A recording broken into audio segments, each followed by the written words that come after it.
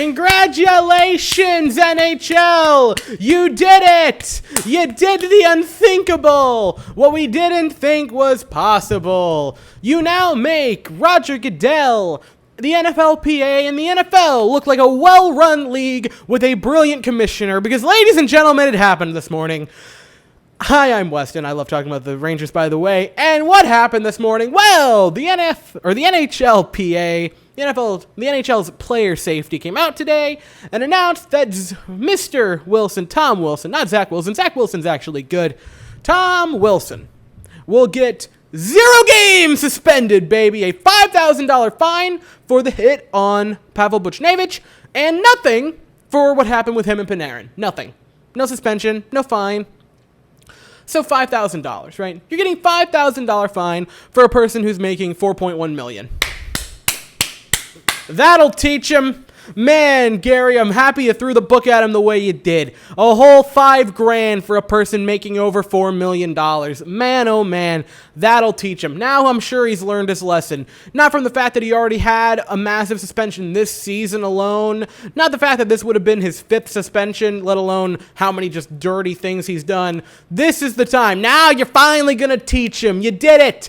I don't understand, man. I'm for the benefit of the doubt, right? I'm for people getting second chances in life, because you make lapses in judgment. I make lapses in judgment. Everyone makes a lapse in judgment a few times in their lives. You deserve a second shot. You don't deserve a 4th shot or a 5th shot or a 6th, 7th, 8th, 9th. I don't know how many times this has to happen for a player to do stuff like this before he just gets suspended. It's insane. This is, and I'm not exaggerating, this is a few inches away from ending 2 players' careers, or at the very least, completely changing the course of their careers. This was a few inches away from completely derailing the Rangers franchise and their future. This is a few inches away from paralyzing Pavel Buchnevich on the ice and cracking Artemi Panarin's head open. And that's not an exaggeration. If you throw someone down, this isn't like people want to make the jokes of, it's an MMA move or a WWE move. No, because that floor isn't ice. That's not a rock hard sheet of ice. If he hits head first, his head cracks open. It does. If it doesn't get slightly cushioned by the shoulder, which, by the way, people were trying to say, oh, but he didn't even hit his head, it hit his shoulder. No, he hit his head, just the shoulder impacted it a little bit. This is inches away from completely derailing the Rangers' rebuild, their future, and not just that, but the future of 2 players who, by all accounts, are very, very good, clean players. And it's insane. What is it going to take? I genuinely want to know. What is it going to take for this guy to get ejected? I don't care anymore. It happened this year. He got a 20-game suspension that he groveled down to 7 this season. What is it going to take before the league finally admits that you can't keep doing this, that you have to make an example of someone, and you have to finally lay the book out for it, or hit him with the book?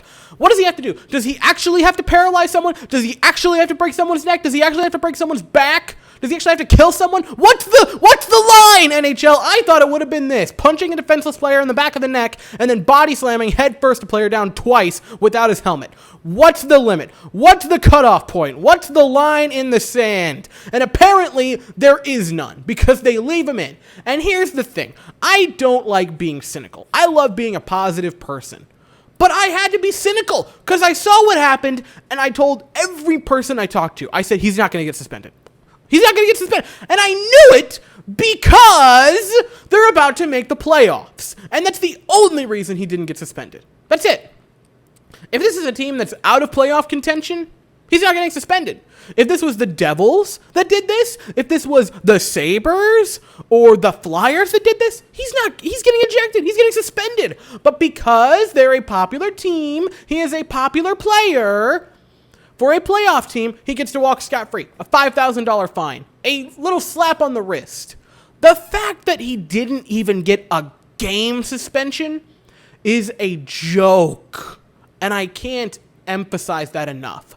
This is not just rough players being rough. I like the physicality of hockey. I really, really do. I like that part of hockey. I like finishing checks. I like getting a little rough with the person on the boards fighting for the puck. I enjoy that. This isn't hockey. This is this is meaningless violence in a game that is completely unnecessary. He doesn't have to do that to Buchnevich. He doesn't have to do that to Panarin.